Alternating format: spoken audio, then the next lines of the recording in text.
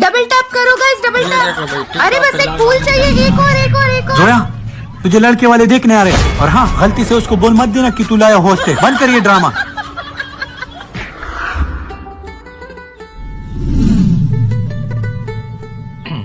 BT तो आपके हमें बहुत पसंद है, लेकिन ये बताओ ये टिकटॉक पे लाइव तो नहीं आती ना?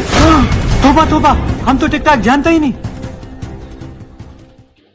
अच्छा बीटी, तो आपको किस चीज में खुशी मिलती है? जब मुझे कोई शेर पढ़ता है। पापा शेर? शेरो शायरी की बात करें, इनको शेरो शायरी सुनना और पढ़ना बहुत पसंद है। बेटा तो फिर आपका क्या ख्याल है? फिर तो मेरी तरफ से ये फूल आपका हुआ। भले मेरे शहजादे, एक और फूल। पापा धोखेबाज, तुमने हमसे झूठ बोला। ये तो टिकटॉक लाइव का होस्ट है। चलो बेटा, हम यहाँ कोई रिश्ता नहीं करते। चलो समझी जी, तुझे बोला था ना तेरा ये टिकटॉक लाइव एक दिन हमें ले डूबेगा। आप कहाँ जा रहे हो? मेरा टिकटॉक लाइव बैंड एजेंसी से बात करनी है।